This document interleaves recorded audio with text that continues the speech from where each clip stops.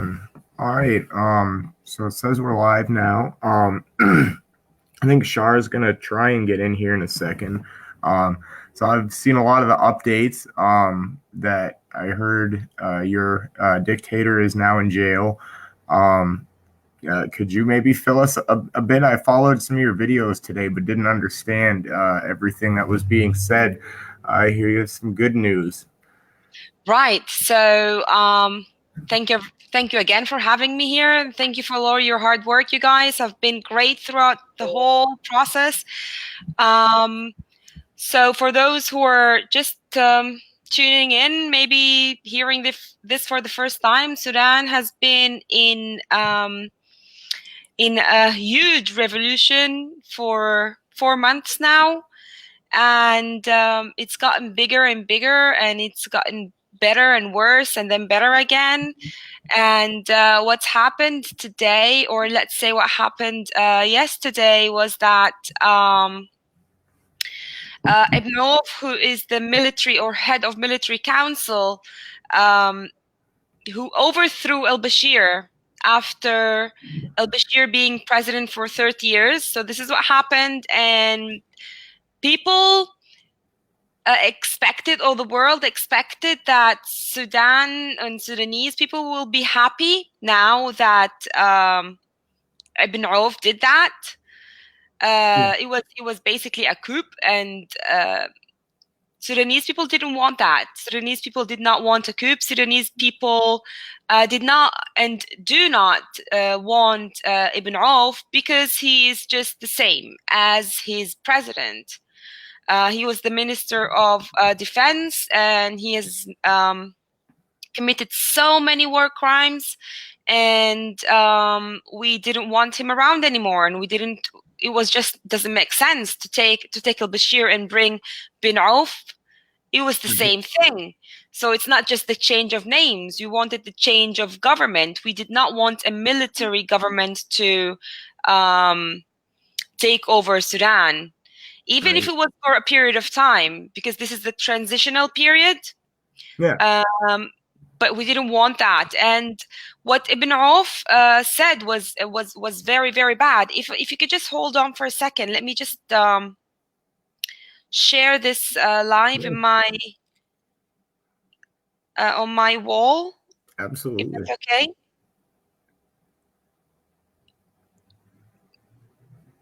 Here we are. Okay. All right. So what happened is that Ibn Auf came, and he and his government thought that they would trick us or something, trick the Sudanese people, saying, okay, we overthrew al-Bashir, we have jailed him somewhere, we don't know where. We have no idea where he is or what he's done with him, or the other criminals or war criminals. Yeah. And also, Ibn Auf is wanted by the criminal court, right? The International Criminal Court. And we did not want a dictator to overthrow another dictator and take a position. Ibn Auf said that they will stay in office for 2 years. He said that starting from today, so that was yesterday, he said that starting from today, there is going to be I think it was 3 months. Yeah. For 3 months, he said that there is going to be emergency plan in the Sudan, which was again shocking, because you've been in power for a minute and a half, and you're already like giving us military style dictatorship. So the Sudanese people stayed. They did not celebrate. They stayed where they are, and in a matter of seconds, even before he completed his announcement, people on the streets were saying "tasqut tani," which means fall again for the second time. Tani means number 2. Yeah. So fall for the second time. So you also fall, right? Yeah. So this is what happened. After only being the head of of the country for 30 hours, he resigned. And So, that's because people did not leave the streets. so to make sure I understand this, so Mhm. Bashir was the dictator for 30 years. He was put in jail. This other guy Not came in in. jail, we don't know where. He was just overthrown. So okay, so he was overthrown and taken somewhere. Yeah. This other person came in and said, "All right, I'm going to be the transitional person now." And the people said, "No, you're also a criminal. We don't want you either." And now he's also resigned from the position. Yes, he Okay. resigned after 30 hours. So in 2 days, we've overthrown two dictatorships.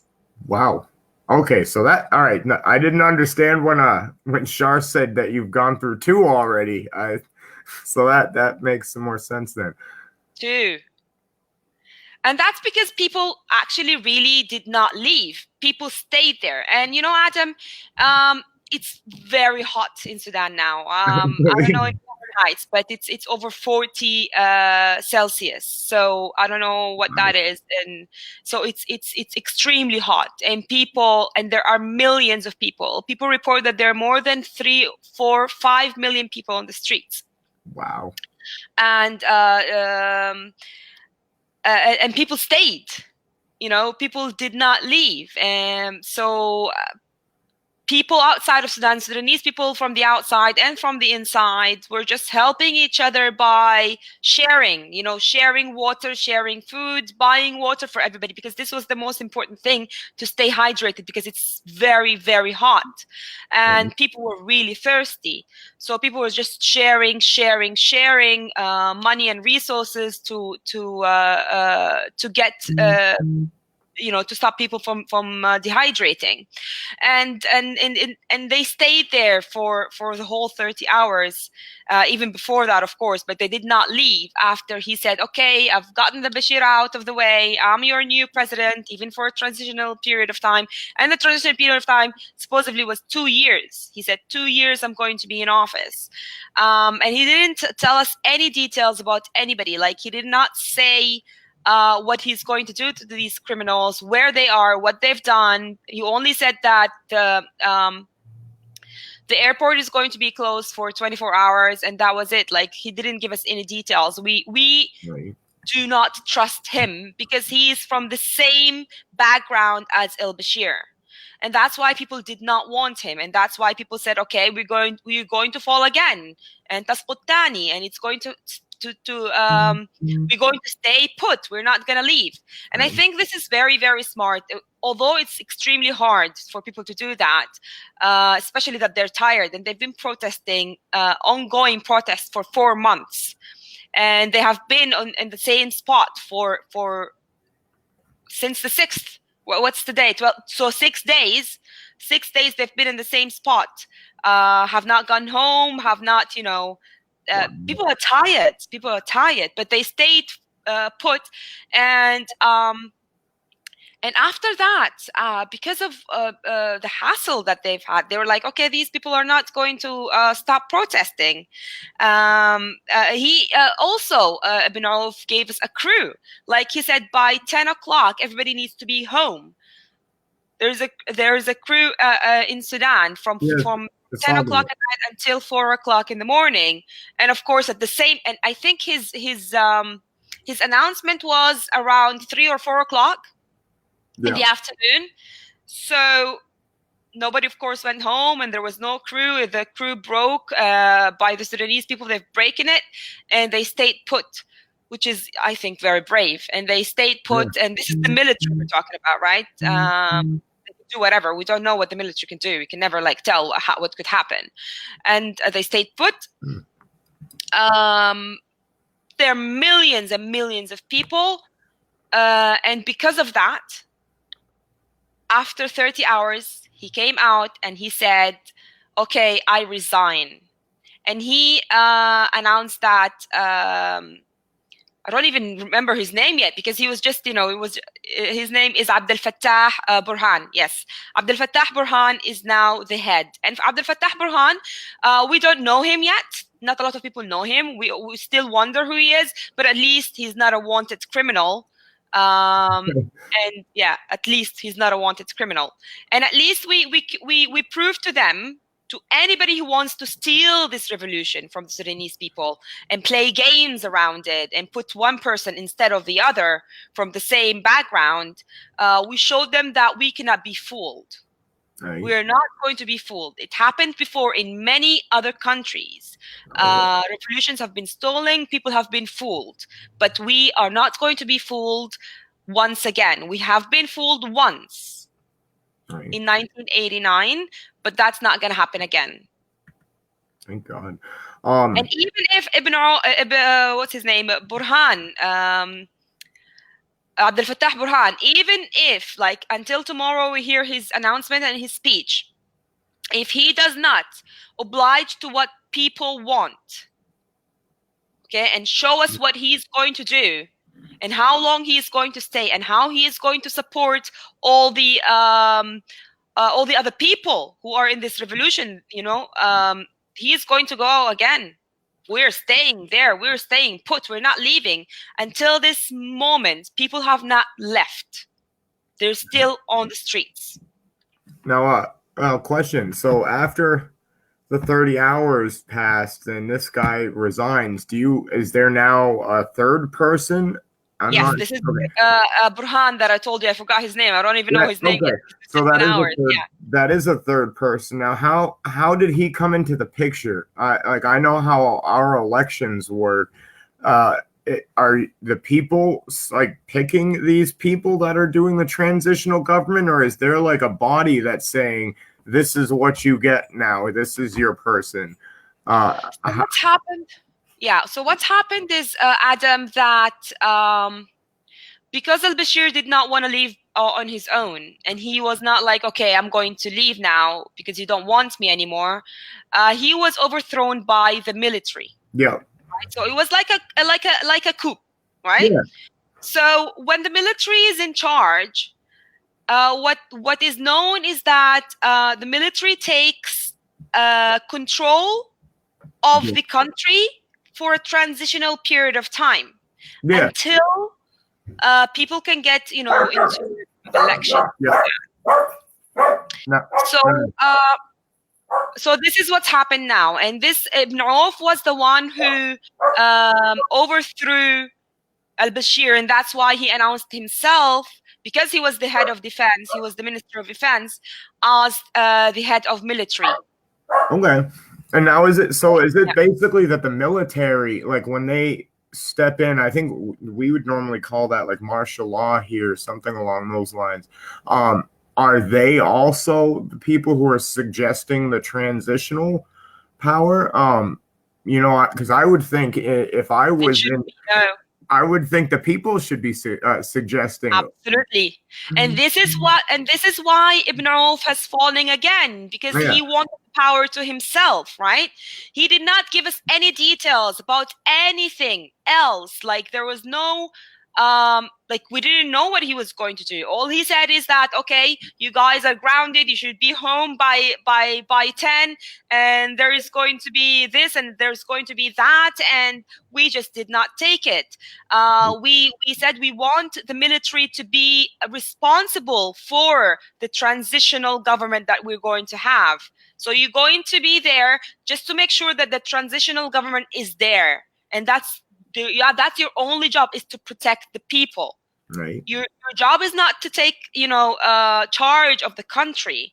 Your job is to protect the people until we know what to do.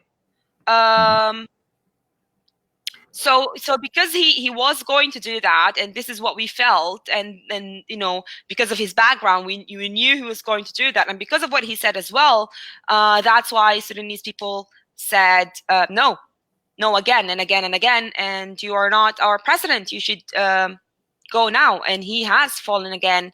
And anybody else who tries to steal it is going to go. Even this new one, who a lot of people are, you know, as I said, we don't know him yet, so we don't know anything about him, but at least he's not a wanted criminal, right? So until tomorrow, until we know for sure, and we hear him in his speech, in his announcement, what he's going to say, there is a big, let's not say big, but there is a probability. There is a probability that he is going to fall as well. Right. If he doesn't give the people what they want. Now, that's democracy. Yeah, and so like, I guess my next question would be, you know, obviously you're waiting to hear what he has to say in his speech. You know, he is, from what I understand, he is the transitional government. So is there a plan? I mean, obviously this has been kind of fast, but how do the people want this transition to happen? You know, do you have, are there people that, you know, the citizens would want to ultimately become the elected president? Do you have an idea of like what the plan is for, you know, your movement moving forward? Obviously if he's bad, then he falls and you stay out there. But what if he's good? And what if he does say some of the right things tomorrow? Then he stays as the protector until the Sudanese Professional Association and all the other political powers come together and form the transitional government. Right. This is really important to stress out, that the Sudanese Professional Association and all the other powers need to come together and form the transitional government until everybody can, you know, be ready to go into election. So I don't know how long this transitional government is going to stay in. That, as I said, I'm not into politics, and politicians can decide that, and you know, people did agree and disagree. Some people say 1 year, some people say 6 months. The transitional government should not stay for more than 6 months to a year. Some people say that is too short, they're not going to be able to do anything at that time, they need to stay in for 2 years. Some people say even 2 years is not enough, they need to stay for 4 to 6 years, which I personally don't, I'm not really pro that. I'm pro, like, I don't like 4-6 years. I think 2 years is enough, if even, like, it's the maximum for me personally. But I don't know what they're going to agree on. But this is democracy, right? So whatever the majority of people agree on, we'll have to all oblige with, and that's okay. As long as this government knows that these people, the Sudanese people, are aware now of their rights, they are aware now of what's going on behind them. They do not take freedom for granted. We have not won this freedom by just wishing it. We've worked really hard for it for 4 months. We've lost lots of souls. And just yesterday and the day before, people died. So I don't even know how many the counts. Like, I think 24 people died yesterday in different parts of the Sudan, including Darfur. So a lot of people have died. A lot of people have been arrested and brutally. It was horrible. It's been a very, very hard 4 months, and we're not going to give that up. People need to know that and I think they should be aware by now that we're not going to be an easy prey. Oh, you can't really stop the entire country being out in the streets forever. Yes, but you know what, Adam? What's happened is that in a lot of the other countries, when similar revolutions started, of course they did not last as long as we have. I don't think any revolution in this area I haven't heard of it anyway, but has lasted as long as we have, for 4 months now. continuously every single day being out in the streets. It's Yeah, continuously, right? So some people have like for example, I totally stopped working. I mean, I'm a freelancer, but I did not take any other project because I needed to focus on this revolution. I know the feeling. Of course, I mean, I I have, I'm not the main bread maker, but a lot of people have stopped their work. A lot of people have stopped their lives to just, be there 100% and committed to the revolution and making this thing work. And people still, until now, I mean, for a whole week now, people have been on the streets. Like nobody went to work. Nobody went to school or college or anything. People just stayed there, and that's millions of people. So, as you know, as you said, people cannot stay there forever. But if people leave now before they are 100% sure, or let's say 90% sure that what they're asking for is has been heard and has been worked upon, and people are taking what they're saying seriously, then people will, and only then people will go back to work and will go back to their normal lives. But I am sure that if anything goes wrong, people are going to come back just that easily. But Right. we must know that, in Egypt it happened before, when people heard the announcement that what's his name, Mubarak was overthrown. They were very extremely happy and celebrated all night long, and then everybody went home. And that's when things went down the drill. And that's when politicians came to steal the revolution from the people. And that's when everything goes bad. So Sudanese people have proven that they have what it takes to not only win the battle, but just make sure that nobody steals it and runs away with it. Right. I was reading an article too. I think it was either today or yesterday. It was showing the woman in white, and the whole article was about the powerful women leading the revolution in Sudan. It didn't go in a lot of detail, but I wanted to ask you, what is the nature of that the women leading the revolution here? I thought that was really cool to see that. Yeah. So I'd love So to hear that from you a little bit. 4,000 years ago, there was this queen, right? And this queen was very, very powerful, and she was very strong as well, and she was a rebel as well. And her name was Kandaka. Okay. It's a Nubian name. So Kandaka means, and at that time meant queen, right? Yeah. So now every woman in this revolution is a Kandaka, and that's what we call each other. So it's like, hi Kandaka, bye Kandaka, and this is how we actually call each other now. I honestly thought that maybe one day we'll just forget our names and just call ourselves Kandakas. And it's an honor to be a Kandaka. A Kandaka is a queen that is powerful, that is strong, that is fearless and can fight for her rights. Sudanese women have been fearless, and they fought for their rights. I don't know, like for hundreds of years. One of the first, actually the first parliament lady in the whole of the Middle East was from Sudan. Oh, wow. So even back then, so yeah, Sudanese women are very, very powerful.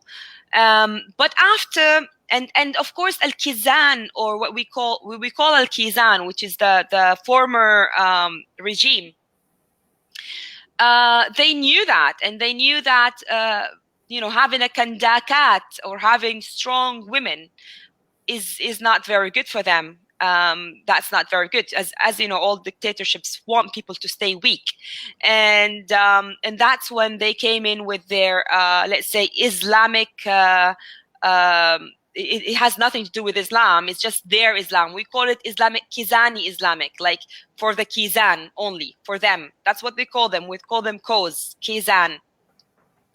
So what they did is that they have weakened or tried to as much to weaken the Sudanese women. Okay, they have deprived them from a lot of their rights, and they have come with horrible laws against women. Horrible, terrible laws against women. A woman was arrested because she was wearing pants, not even tight pants, just pants. Okay, and this did not just happen once; it happened many times. So anyway, so they have, over the 30 years, they've tried to weaken as much as they can the Sudanese women, because having strong women means having strong children. And that's a strength they could not afford. And what they did is they tried to just tear us apart as a community, not even just as tribes. No, even as one community, like even women against women and men against men. There's been this craziness going on, women very much, when they say a woman is the woman's worst enemy is a woman, right? This is what they tried to do. Okay, they have succeeded, but not for a long time, because apparently we are back to where we've started before. Apparently, Sudanese women have proven that we are united. We can be united, and we are very, very, very aware of what's going on, and we're not going to let anything break our unity. No, that's great to hear. And I've noticed that through watching France's Revolution, I learned about their Marianne women, and that was another thing that empowered the people to take back their freedom. We here have the Statue of Liberty, and I've really noticed that there is a correlation to those strong women and freedom and these movements. So I figured it would be kind of hard to not find something like that. When you have that many people in the midst of peaceful revolution, it seems like there's always those strong women that are, leading the youth and, in empowering people. So that was really, really nice to see that amidst all the stories of violence and death, that there was also persistence and compassion. And I've been saying this here too, that the unity is really important. If you divide a group, it's a lot harder for them to fight as a united front. So that's really good to see that. Moving forward, everybody obviously wants to move towards democracy. Are there, differing opinions as far as things to be done? I guess I'm just kind of curious from you if you know what the plans are moving forward, or are you really kind of just not sure because there's so much kind of up in the air right now? There is a lot up in the air. As you said, we cannot be 100% sure, but what we're sure of is that depending on Abdel Fattah, I forgot his last name, on his speech tomorrow, we're going to see how well he can hear us. And if he heard us correctly, he would know to include the people who represent the people. Okay, this is very important. If he includes the people who represent the people, to give them power into the transitional government. And if he says that and showed us how he is going to imprison and to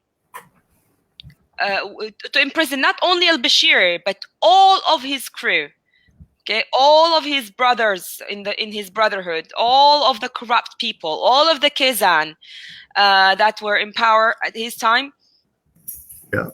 If he doesn't do that, then that's going to be a problem. But if he does that, if he shows us that he's going to give us what we want, which is justice, we want justice for those people who have been killed. Many people have been killed in this revolution. It was not a piece of cake, and it's not easy to let go of your own blood.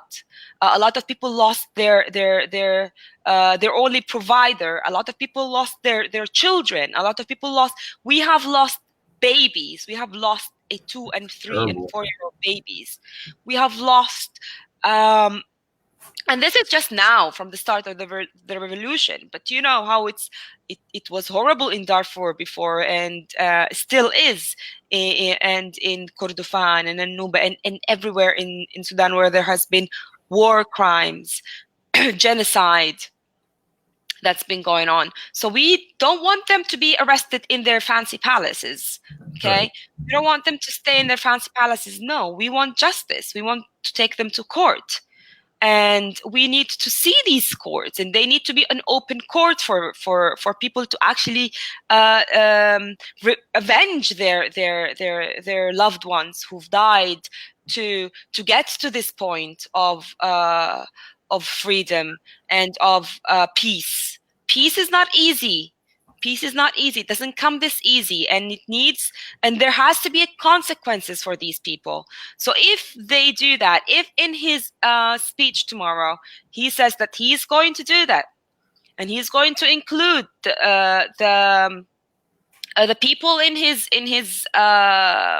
transitional government, and if he's going to arrest these people and put them in jail and take them to court, then we're going to be moving forward, depending on how many years they decide the transitional government to be, 2, 3, 4, I don't know. Depending on that, we're going to then start as a nation.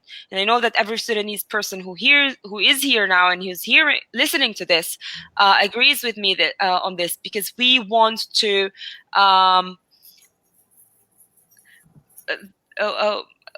we have a very nice saying. I'm going to say it in Arabic, then I'll try to translate it.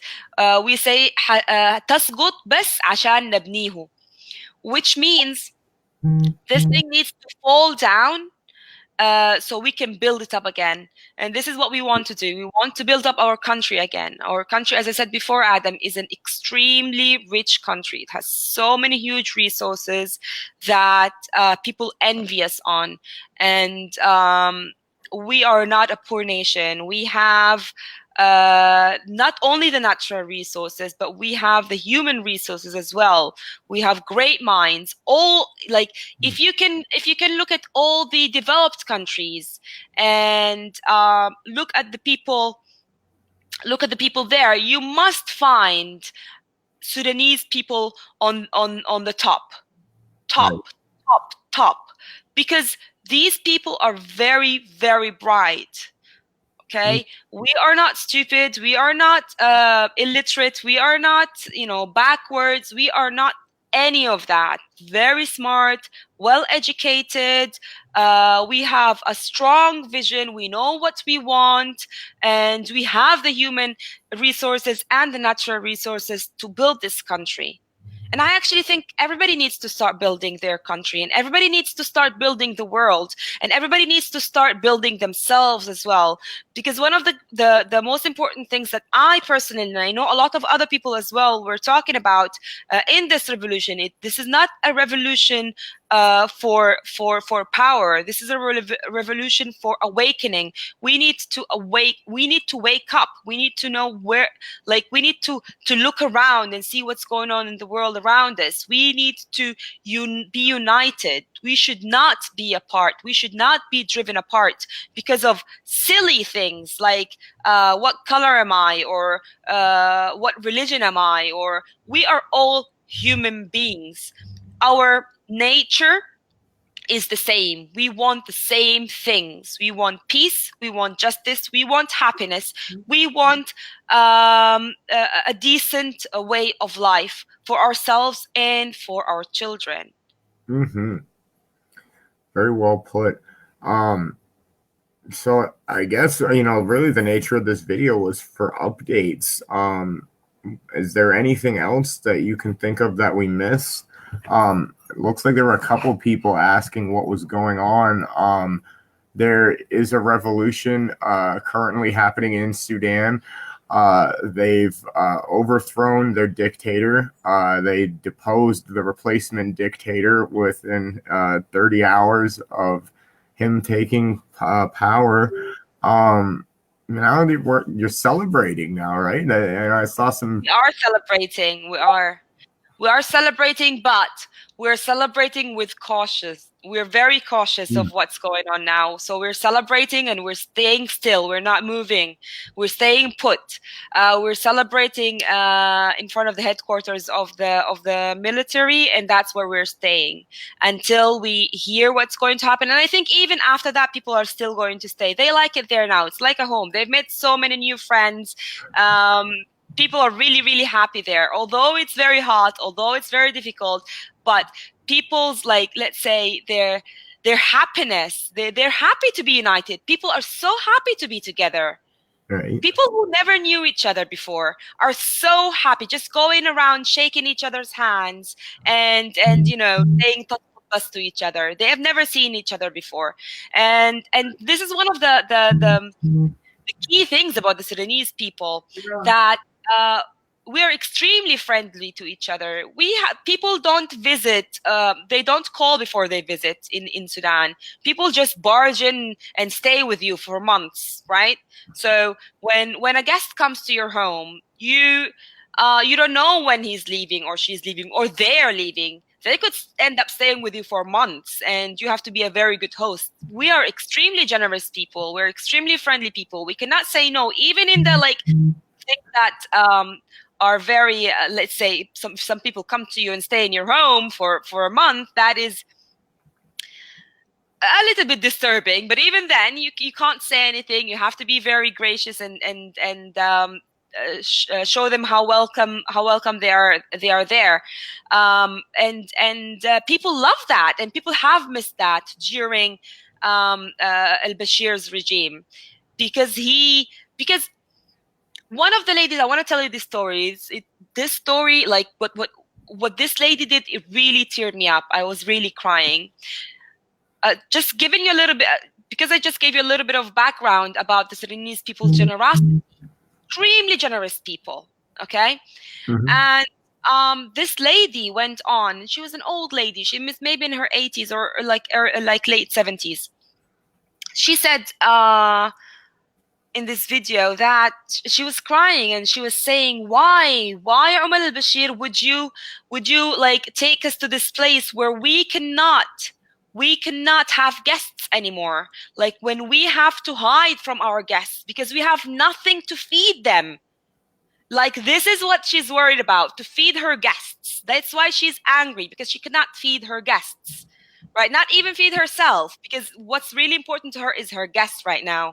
So this was really moving, that this lady is tearing up and is breaking up from the inside because of her Sudanese heritage, of her Sudanese pride to be a generous person. Even if they don't have money, even if they eat like salad, they would share this salad together, right? But even when Sudanese people, we are extremely rich. We're an extremely rich country. Growing up, like when I was very little, meat was always there. Everybody had meat. Everybody ate meat. Now it's a luxury. Now even bread is a luxury, has become a luxury because of al-Bashir's regime. You know, the piece of bread is this big. It's like a little not even croissant. It's like a little mini pancake, and it's expensive. And even if you have the money in the bank and you want to go withdraw your money so you can buy that little piece of bread for yourselves, the ATM would say, "Sorry, I have no money." That's You crazy. can't withdraw your own money from the bank. And people were like, "That's it. We're not going to take it anymore." I mean, Bashir has to go, and he has vanished now. We don't know where he is, but he's gone finally after 4 months of protest.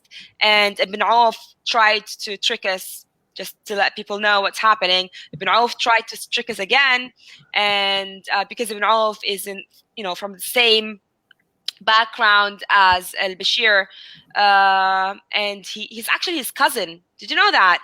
I He's his didn't cousin know. who threw him, right?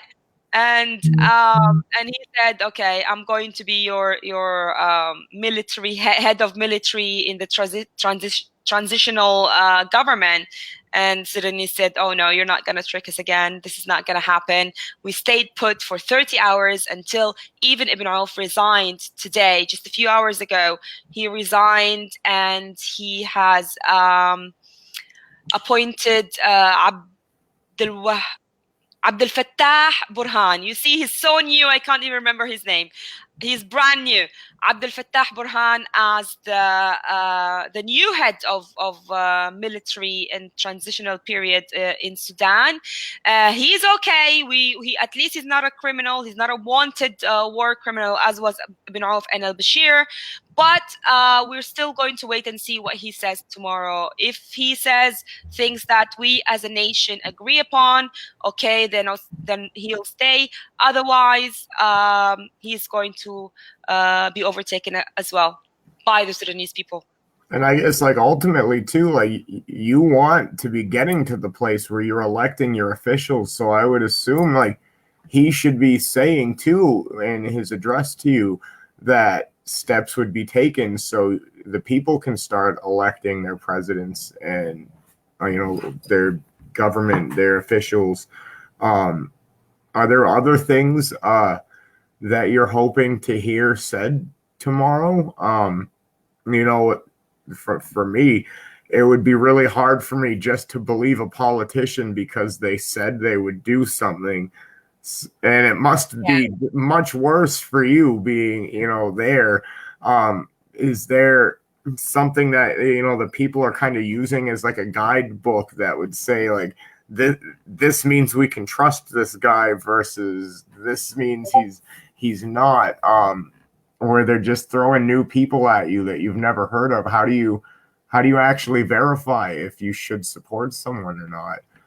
The Professional Sudanese Association is doing this job for us. They have led us through this revolution that we started as people, and they have led us through it successfully until now. They've been extremely honest with us, and we have a lot of faith. Let's not say total faith, because me personally, I never have total faith in anyone, as you said, a politician or not. But let's say we have a lot of faith on the Professional Sudanese Association, and these people have stayed put, and we know that at least what they say is what they do, and until they slip or something else happens, there is like, you know how it is. There is no telling until something happens. There is never 100% guarantee. But what we guarantee, like I can say that I bet, if I have to place a bet, I'll bet on the Sudanese people, because if anything that we don't want happened, we are going to go back to the streets again, and we're going to have another revolution, because it took us so long to get here, and we're not going to lose it to any politicians. Right. Well, that's good to hear. Um, It seems like that's what it really takes these days. So I don't. I'm kind of out of questions. Is there anything else that you could think of that you would like to say while we're still live um, before we sign off? Yeah, I think that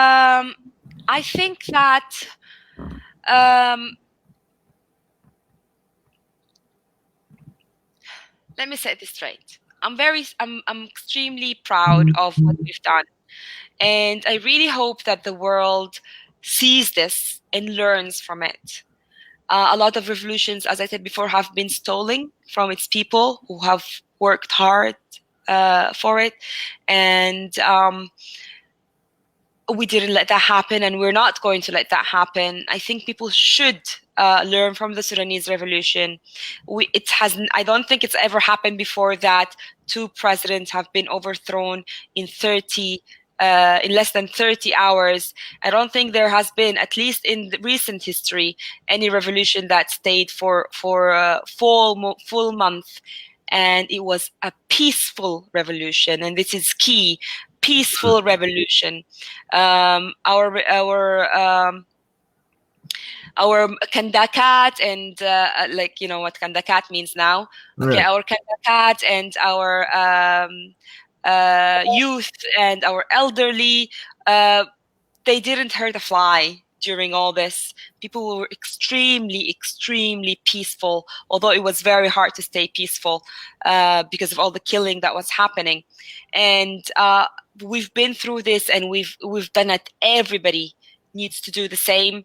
Needs to, if you want something, you need to ask for it and be persistent about it, and make sure that your voice is heard. But you need to make sure that you do it the right way, which is the peaceful way. Violence is never an answer. Never an answer. That's how I see it too. It ends badly. And you know, I can't see unity working so successfully if it's not built on peace and love. It's the same thing. You know, I can't commit to hate and anger and violent behaviors and also find a way to bring people together behind that. It creates fear and more of the same. So, I've kind of seen that. You know, yeah, it's like if you're so tired from a government that is violent and hateful, then love and peace is the revolution.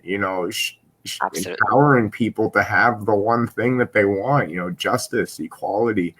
Um, I'm really appreciative that you've taken the time to connect with some of us. I didn't really even know. I mean, I knew it was bad there, but I didn't know you guys were all out doing something about it, and it's working. And that's empowering to see, sitting somewhere where revolution is needed and not happening. That it can be that successful, that 2 times in 30 hours, and you're still out there. So yeah. A lot of people are afraid, and a lot of people were discouraged, and a lot of people were advising us not to do this revolution because of what's happened in the Middle East, like what's happened in Egypt. They, of course, they stole the revolution in Yemen, in Syria, in Iraq, in Libya. So a lot of people were saying, don't do it. This is going to destroy your country. And this is exactly what dictatorships in the Middle East want. They want people to be afraid of change. They want people to be afraid of revolution. They want people to think that revolution, when they think of revolution, think of war. And that is not true. And we Sudanese people have proven that. Even Algerians have proven that. So shout out to them as well. Okay. Yeah. And they are still fighting. Even they have overthrown their dictator before us. And a lot more quicker than us. They've done it in a short time. But they are still now fighting to restore their revolution, because apparently now that government, the Algerian government, wants to steal it as well and give it to someone who's in the same coup as the previous president. So they are still protesting, and they go out and they protest that no, they have been out for what, 8 weeks now, or what,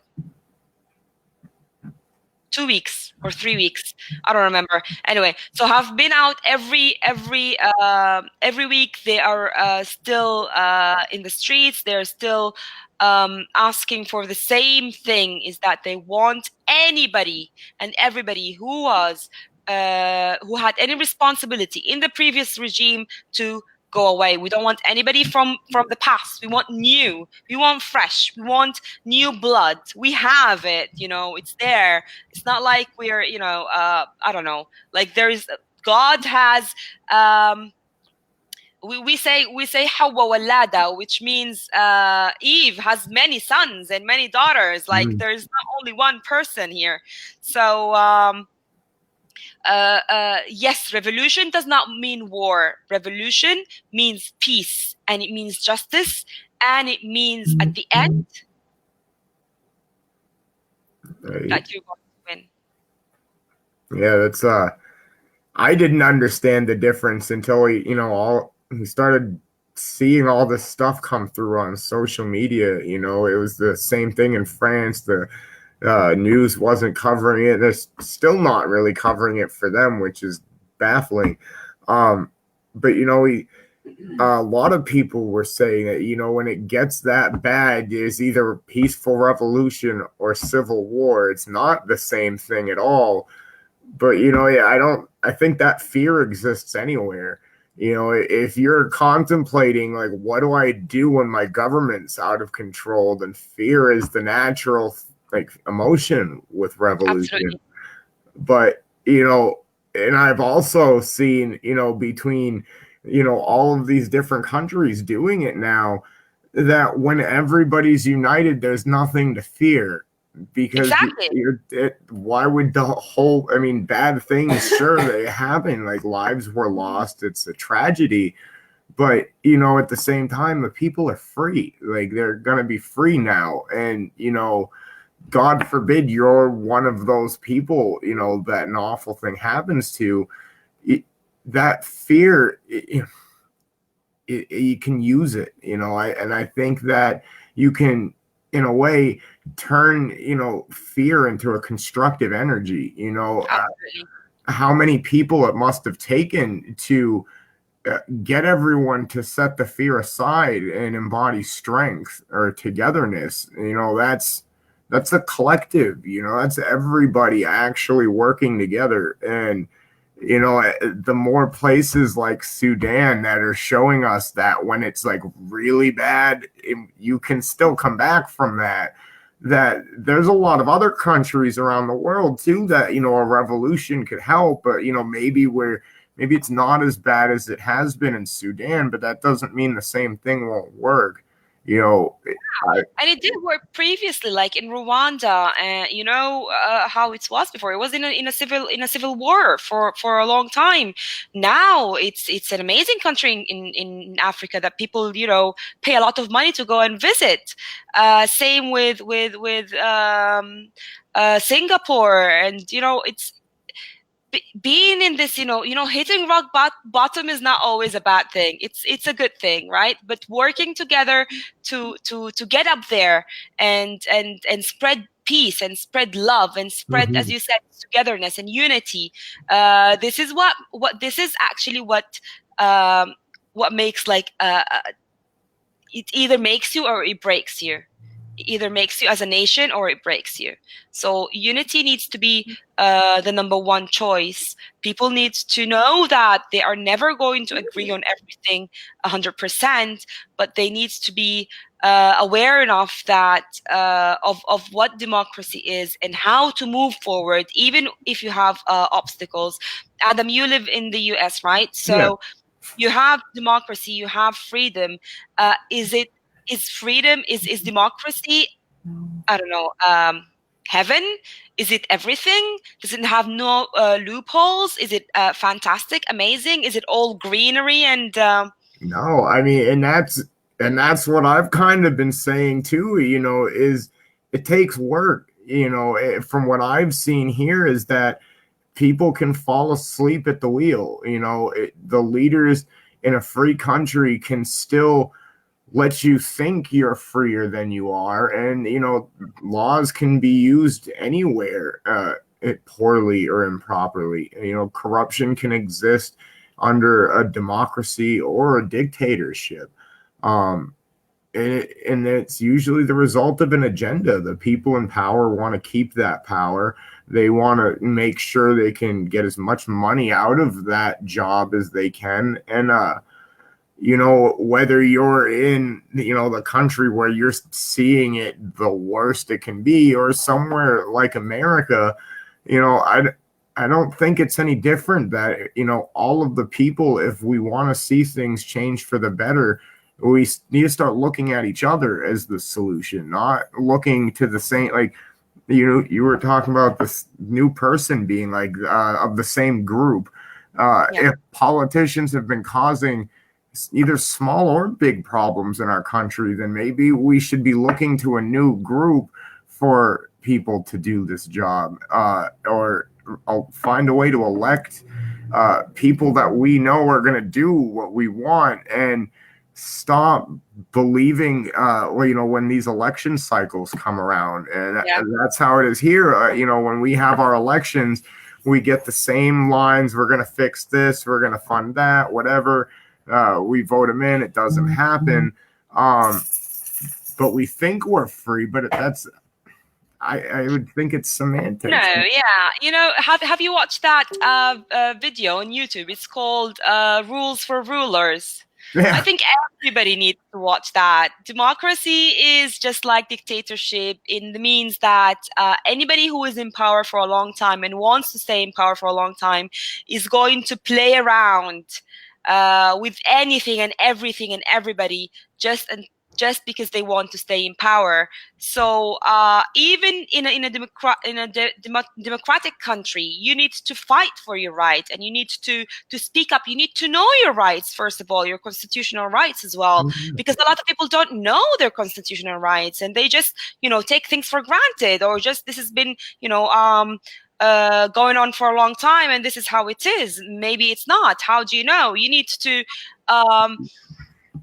never ever take your freedom for granted, and never be silent. This is what they want. They want to silence you. And as we are doing right now, media is very powerful, is extremely powerful. So people need to speak up about their problems. People need to speak up against the politicians as well. People need to say, hey, you said you're going to do this, and you've been in power for 2 years and you have done nothing.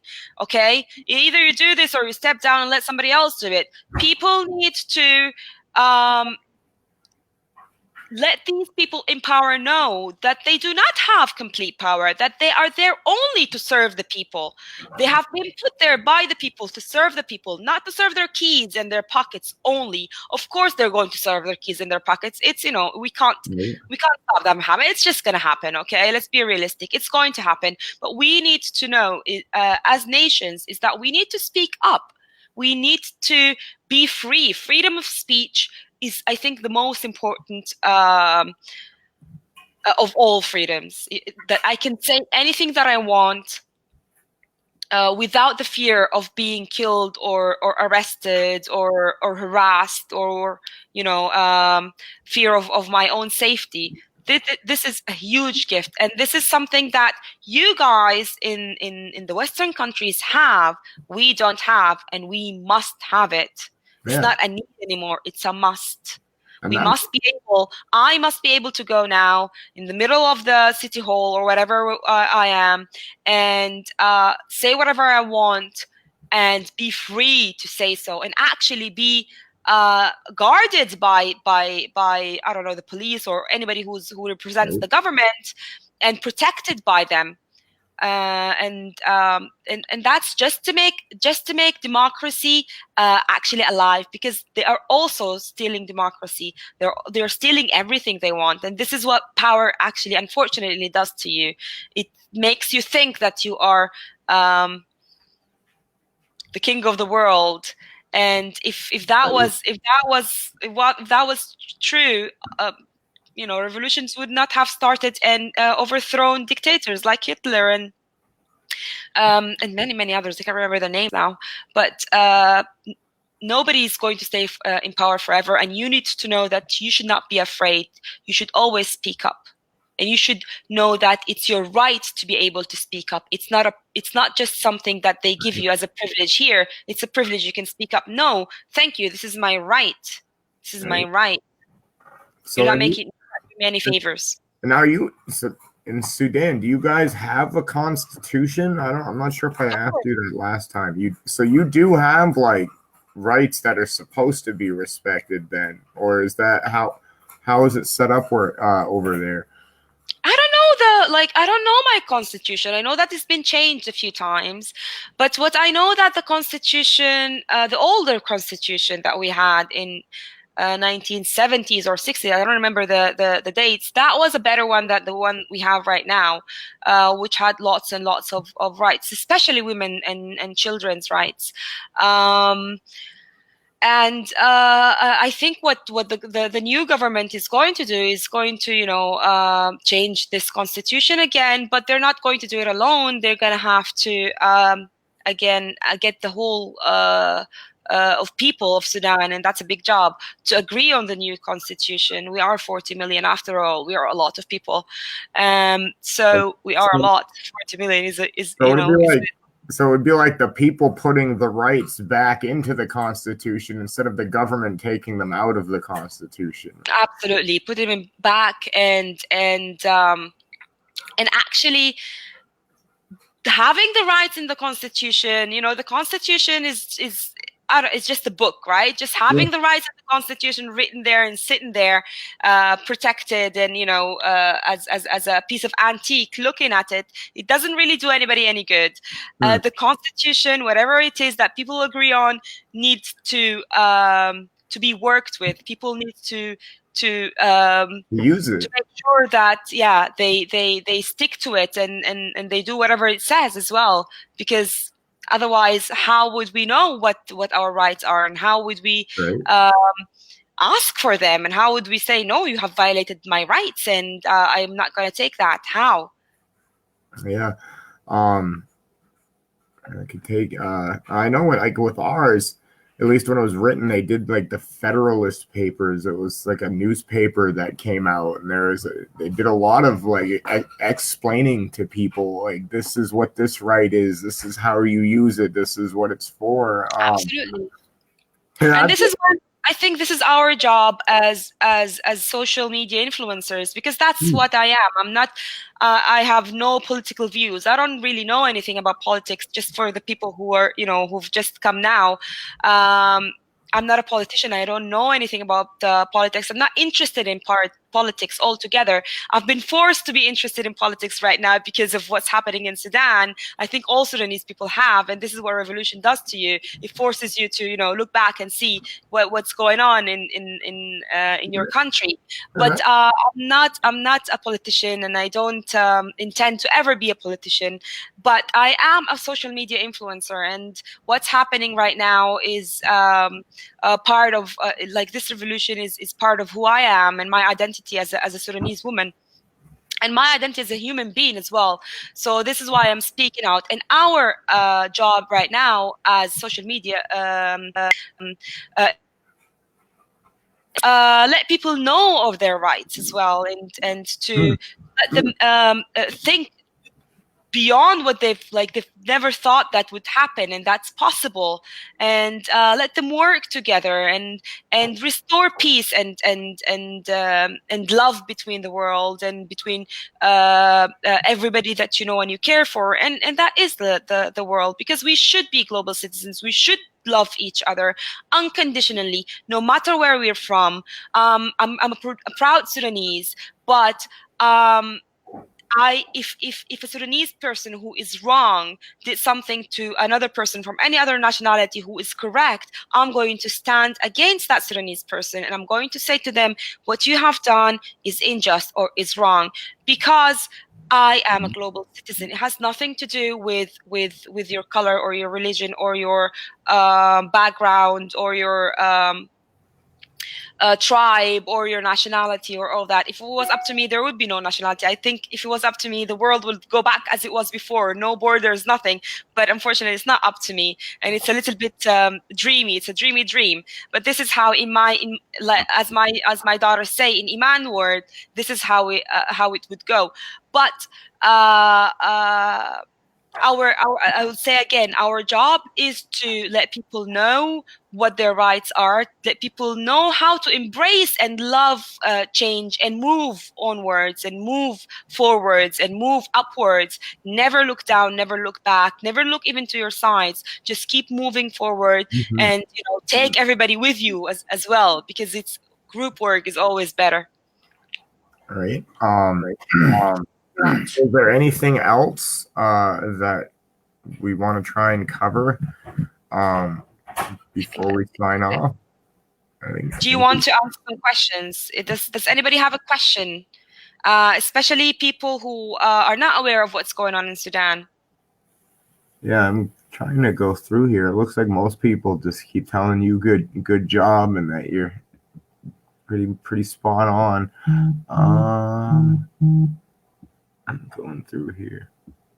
Okay. It's very late as well here.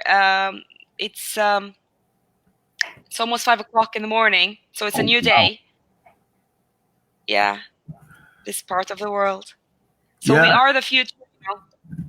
But I don't see too many questions in there. Okay, there are no questions here. Maybe we could leave it there for now. I'm assuming you're probably gonna have more information during the day because something must happen. Would you be interested maybe tomorrow night in doing another recap? Let's see. Yeah, if anything something happens, why not? Really like being here with you, and very big shout out to Shar as well, because she's been all over this all the time, and everybody in Yellow Vest TV, and I think all the rebels in the world who are trying to make our world a little bit better, one step, one day at a time. Yeah. Big shout out to you guys. Thank you so much for giving me the chance to be here and showing people what's going on in Sudan. And thank you so much for trying your best. I know how hard you've been working behind the scenes, you and everybody else, to raise our voice and for people to hear and know about the Sudanese revolution. You don't know how much I appreciate that. And I think everybody does appreciate that as well. Absolutely. So yeah, I guess I will end it here. Yeah. And then we'll all go get some sleep because we have a big day ahead. Yeah, get some rest. You're one of the lucky ones that got to go home for a little while. But yeah. So I'll check in with you later tomorrow and absolutely. Throughout the day see how things are going. Excellent. Thank you so much and peace out. Yeah. Okay. Bye-bye. Good night.